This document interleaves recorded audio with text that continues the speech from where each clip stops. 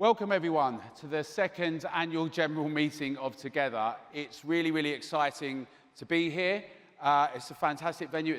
Obviously, last year was a beautiful venue as well, but this year, because of our activities and our success and our working with different people, we have gone a next level up again, which we're really excited about. And at the annual general meeting, we're going to sort of talk about what's happened in the last year, some of the successes, a few of the challenges and the obstacles, and some of the plans for the year ahead, and do a little breakdown. We're going to get the steering group up to talk about what they're doing. We're also going to have some people from regional areas talking about their activity, and from the cabinet, which last year you all voted on us doing, and we've now launched. And we've done a bit of a soft launch before, which some people would have seen on some of the news with a few of the key people, which has been really good. But the whole idea about that is we're going to really have an impact on the national and international discussion in the year ahead. Gosh, that's good. I thought it was a 3D animation. Terrifying. It's the horror show. So that's basically what we're going to talk about in the session here. I'm going to give you a bit of an overview so you get some feedback.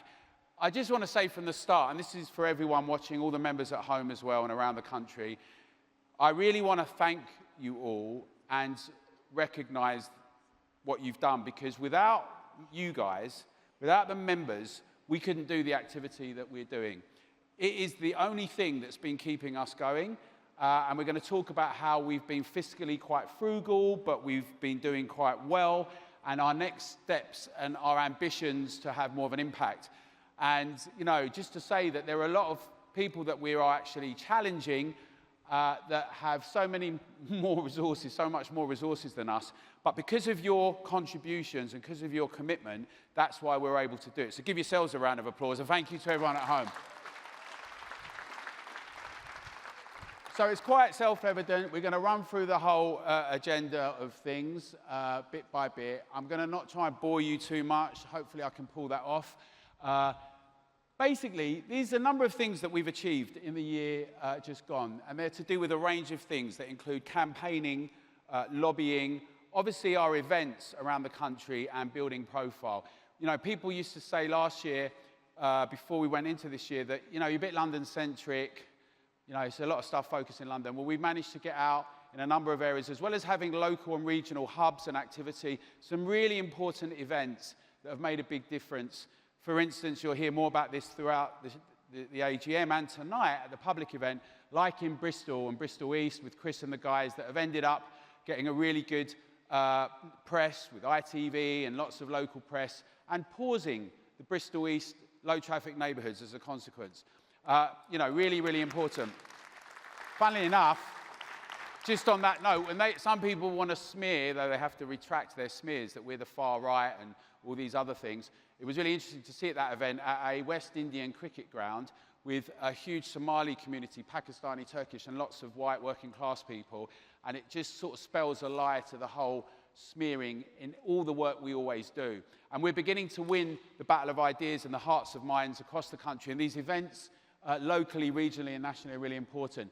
All of these things are part of what we say is our 360 approach, which is to do with grassroots, to doing media and press, to lobbying, to doing campaigning, calls to action. Some people say, oh, well, you just write emails and you just phone up MPs and councillors, and what's that really going to achieve?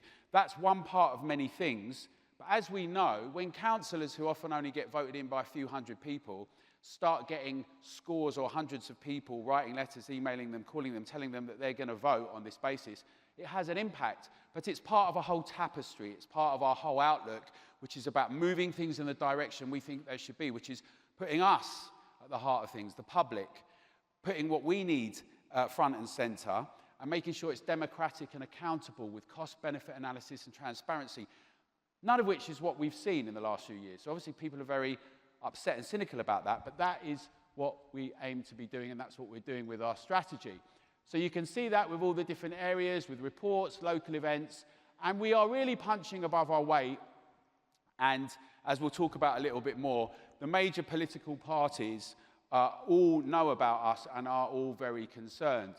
Now, campaigning is a central part of it. You'll hear a bit more about that from some of the people on the steering group, but you know, it's how we got our reputation, as we all know. particularly around vaccine passports, vaccine mandates, and then other campaigns, particularly around free speech and other areas. More recently, we've seen the same trends that have happened with the response to COVID in terms of restrictions, suffocations, limits, nudge, smears, all the nasty stuff. And we've been able to work and connect with a lot of people, locally, regionally, and nationally, and turn the tide with some things. So, for instance, one of the examples is low-traffic neighbourhoods, part of active travel and livable streets. These kind of terms they use, these generic terms that sound very nice, but actually what they mean is roadblocks and surveillance and shutting things down and limiting our freedom and autonomy.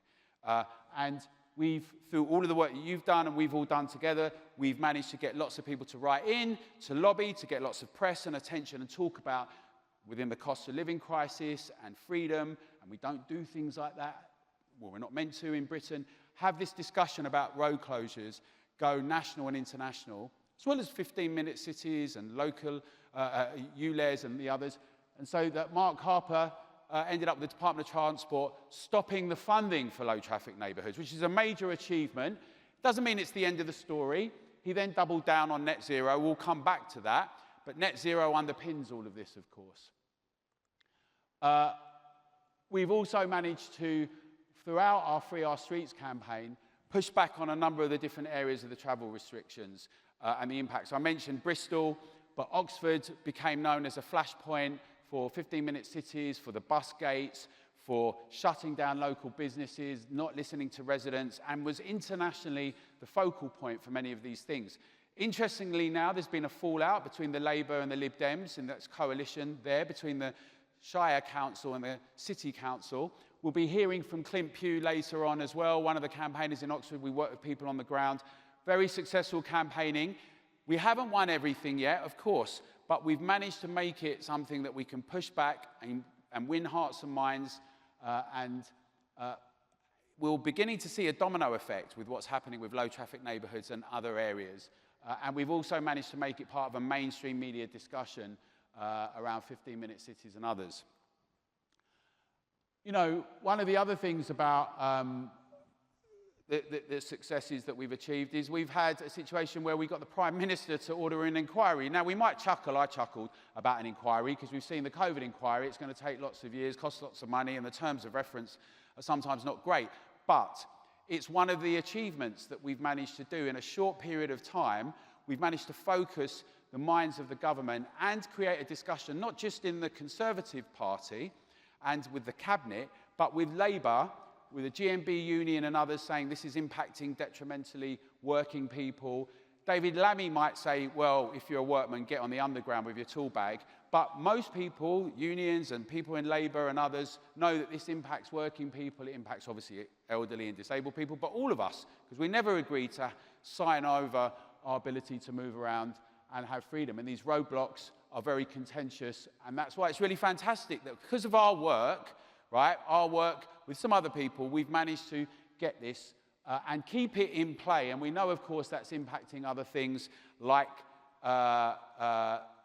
ULEZ and like the discussion in Uxbridge and all of that. So we've also, in the last year, we were very involved in the Ultra-Low Emission Zone Challenge, working with local campaigners, bringing it all together. We did a big event in Trafalgar Square where the BBC said we're many things like the far right and conspiracists, which had to be retracted then, embarrassing for them. But the important thing is that we keep putting these things on the map. And even though ULEZ has come in, we've seen a massive discussion in it in the UK and internationally. And we've also seen that our friends in the Midlands, in Birmingham, over 50,000 people have not paid the clean air zone emissions. They've taken it to appeal and they've been upheld. We've seen that in the low emission zone. The news has come out from Glasgow that in the 2 months of July and August, they've had it there, 10% extra pollution. We've seen that these discussions about the science that many of us have been familiar with for the last 3 years is actually more nudge and spin and lies quite often. But actually now it's very difficult to prevent these things coming out, as we've seen, which we'll talk about a bit more, with the Mayor's Office and some of the reports that came out. So these are all wins for us, right, that we're doing with a very small team, you know, with steering group and an exec board. And local, regional, national ambassadors and people that we work with in different areas. And we need to expand that. We need to get much more membership. I'll talk about that in a bit. We need to get more people involved. We need to resuscitate a sense of the public putting pressure on elected representatives, making sure that the media understands that you can't just keep scapegoating and smearing people, right? Which we might not realize how much of an effect we're having, but we are forcing them to take all of our points seriously. Having a wider debate, not like during the lockdown, right? This is being thrashed out across the board in many places. We've been on BBC and Sky and ITV and Channel 4 across the board on these issues, particularly around ULEZ, but around 15-minute cities and many others. U-turns are really important.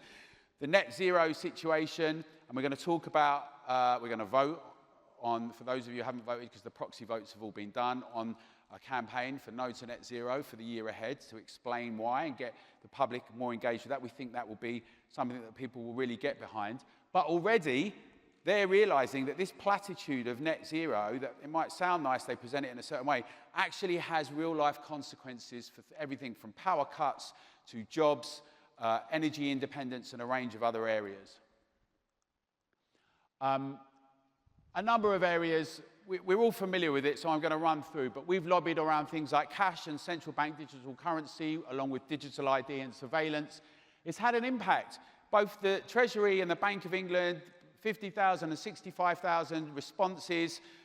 The government has had to listen again and say that even though a lot of banks are being closed and ATMs are closing, that ATMs need to stay open and people need to be able to take out cash. That is an enormous achievement. These are small steps.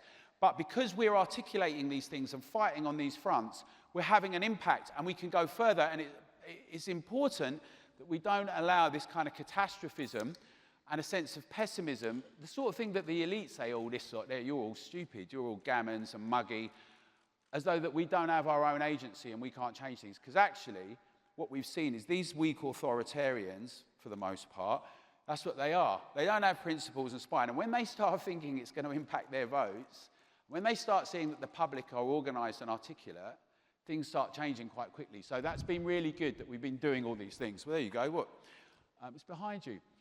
Again, free speech, Francis Hoare and others have done a lot of work in terms of writing a report, response to the online safety bill. We know that the online safety bill is moving ahead. However, we still managed to get various things with some of our colleagues taken out of it, and it's still a contentious issue. And the discussion around free speech has not been one, but then again, it was never really one from Jefferson onwards. It's always been a contestation, and we're going to keep fighting around that. And just to say, of course, what's in the news right now is major politicians and journalists trying to shut down a British broadcaster, you know, trying to get the Ofcom in to shut the whole platform down. This GB News, of course. And regardless about what anyone thinks, about what anyone has said, and 2 people have been suspended, as we know, what's really terrifying and chilling is the idea that journalists who are meant to be into having communication and free speech would be rallying to that, and MPs. And across the board, we're going to continue, because without free speech, we have no freedoms.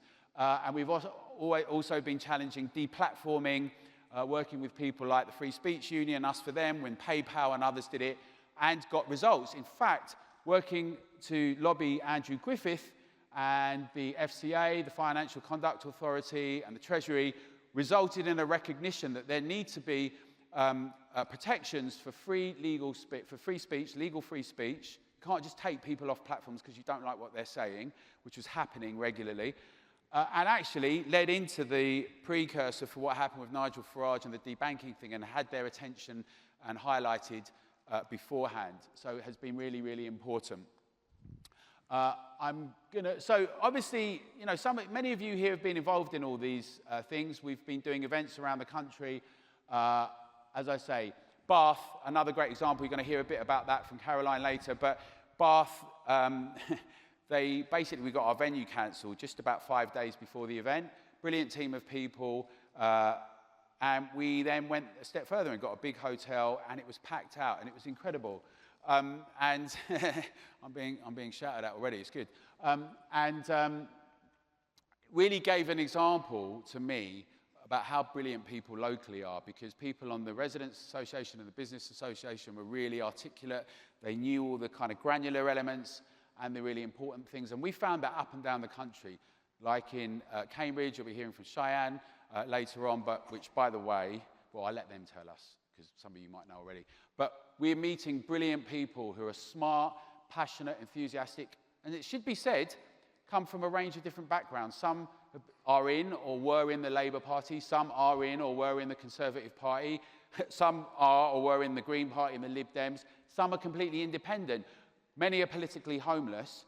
This is the new arena for us, right? We need to win hearts and minds and work with people of different views, but have got certain principles about what's important in our streets, in our up and down the country, in a range of our areas, which is also what the Cabinet's going to be focusing on and concentrating on. So it's been fantastic stuff around the country. We've done, Manchester, Birmingham, where we work with people who have been challenging, really well organised in low traffic neighbourhoods, and building our profile and working with them in different areas.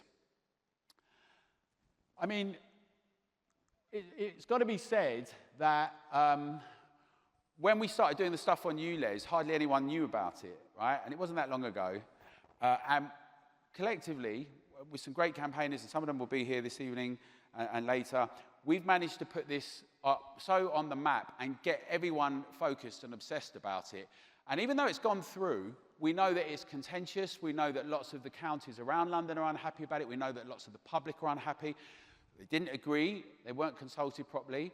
And then the consultation was ignored. It's anti-democratic. They can only smear.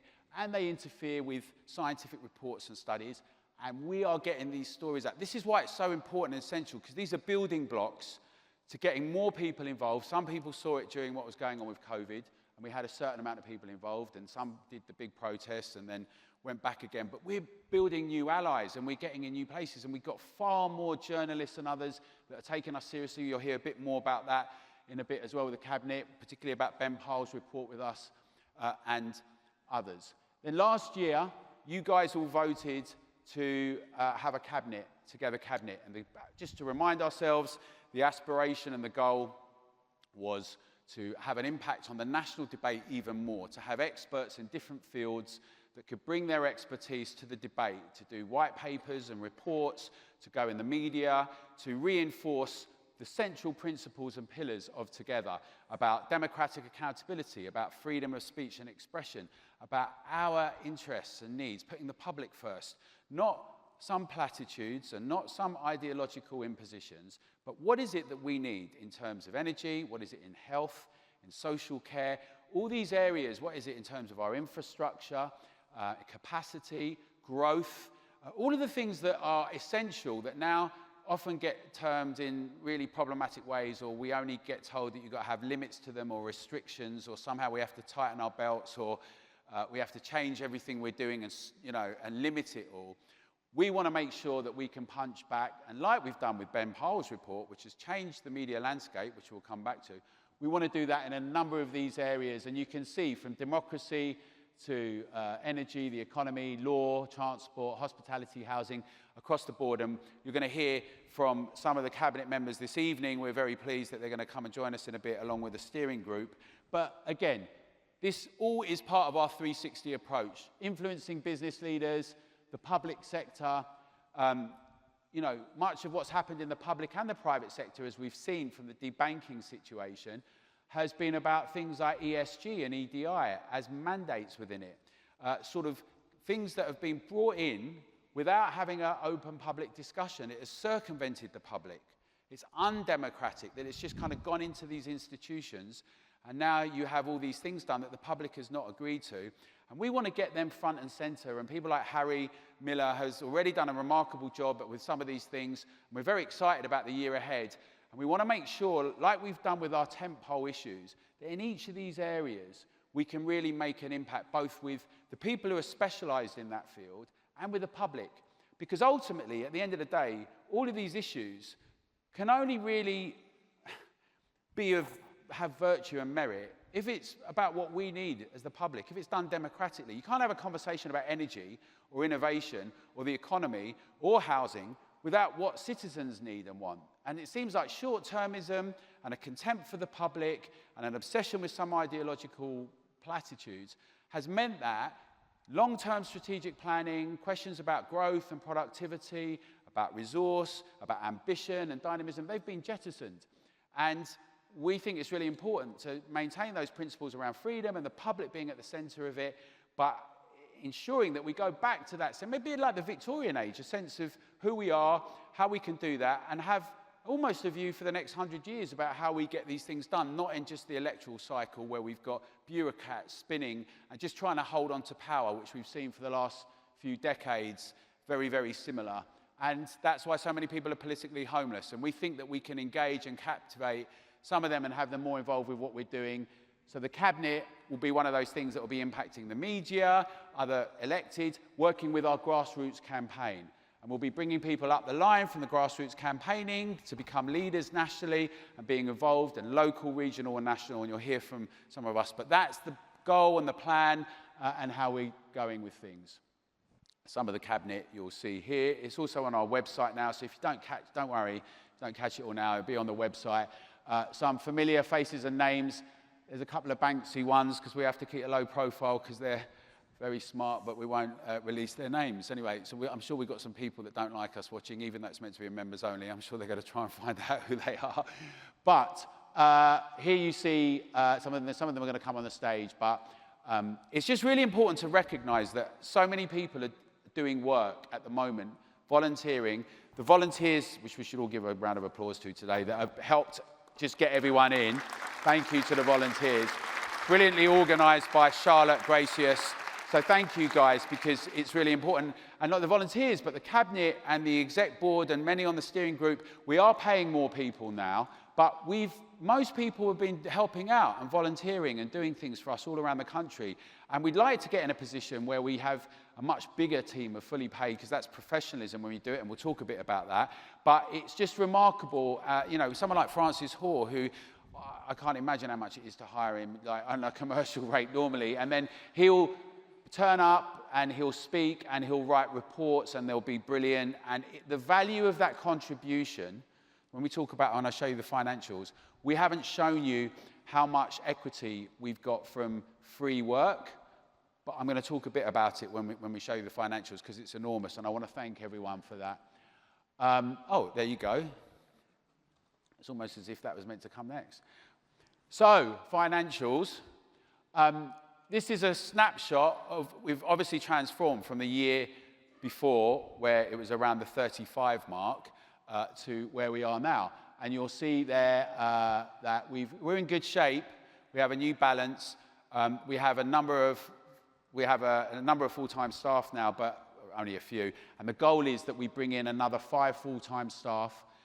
And this is a net number, so it's not taxed yet. So it's tax and some other deductions have to come off. And part of our goal, which we'll talk about at the end as well, but is to have a working office with a public-facing experience with coffee and a live space where we can do meetings, hot desks, and events.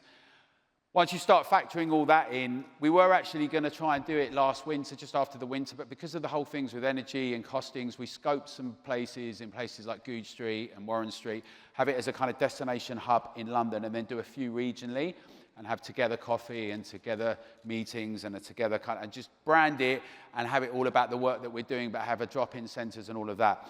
All of that's part of the plan. We want to get much more money from members, because we also do no advertising. We don't have, you know, if you think about it, there's plans that we've got for all sorts of teams and execution, vans and people that we could do in streets. The LTN and ULEZ example, right? If we had in London, in the 31 boroughs, 32 boroughs, we had everyone in each region, if we had teams of people going out all the time with T-shirts and flyers and doing that and bringing more people in, we'd get more members, we'd get more shopkeepers, we'd get more trade people, we'd get more signatories, right? So the goal and aspiration is to do some more of that. But it's been a good year. We've been really fiscally responsible. We're very pleased about it. Sometimes a little too much, if I'm honest with you. In business, often most of us have taken far more risks, but it's slightly different when you're doing that together. So Rob will talk a little bit about members, but we're all members here. We also have launched the business members. some of which are showcasing out there today, and they've helped us a lot, and it's great to see people like Cameron from Tally, Money, and others. But we've been increasing all the time, so our events and our activity and our calls to action and our protests all bring people in. And as I say, it's the thing that's underwriting everything, and we've had some members that we've done some dinners with and a range of activity, but we need to get more. We need to get better at transforming. For instance, we've got a lot of signatories, we have a lot of people who are supporters, they like what we're doing, but we just got to get better at activating that. That's going to be another 2 positions, because at the moment, Rob's been doing it all. I mean, there's been like really 2 or 3 people doing everything. So events, marketing, campaigning, lobbying, emails, all the things you see. And we want to have a team of people just on membership that can focus both on the individual memberships and the business memberships and a range of events and merchandising and things like that, that can be, but not just for the sake of it, not like we're a leisure company, but that reinforces our principles and our campaigning work and the activity that we're doing and brings more people in. And we have some very ambitious ideas and thoughts. We could have bigger destination hubs, all sorts of things we could do, but we want to do it bit by bit and show me, don't tell me, and have it all underpinned by the kind of lobbying and the campaigning work that we're doing. Just to say, tonight is going to be packed. We want to make sure that everyone you speak to, you ask them if they're a member, if they've enjoyed it, and they should become one. And if we can all, in this room, and all the people watching at home, all the members, if we can all get one person to become a member, we can double our strength and our activity. I know that's an obvious point, but that should be an aspiration of ours, and we can really, everyone could make an enormous contribution if we can do that. Right, I'm going to invite up the steering group first, so if you could come up, and then it will be the cabinet next, but I'm going to ask for the steering group, so Leslie, Rob, Charlotte, Norris, Caroline, Claire, Ben and Danny, and Anthony as well come up, I know he's got a sore throat, and Nigel as well. Let's give him a round of applause. These guys have been brilliant.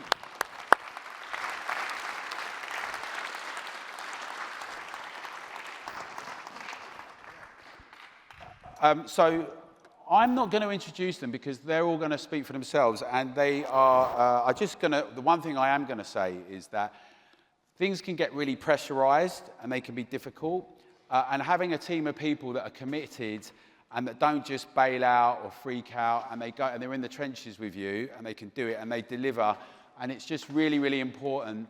We couldn't do any of the stuff that we do without these guys. So between the steering group and the exec board, but the steering group on a weekly basis are doing things, and things are difficult, and I say this all the time, but I think people think I'm joking, but we don't all agree on things, and I think it's a testament that what we do agree on is the principles of liberties and rights and freedoms.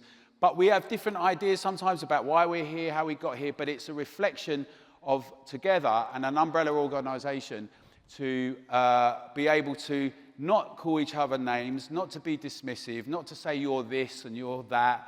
We often hear it, right? Not just from the people that oppose what we're saying, but allegedly from people who agree with what we're trying to do. They'll throw a load of names around, right? But what we are very clear about is, for whatever reason we think things are happening, we know that we've got to win these battles together and convince people, because if we can win them, the issues of liberties and rights and freedoms together, with the citizens and the public, and make ourselves a force, then whatever reason they're happening for, we can put an end to it.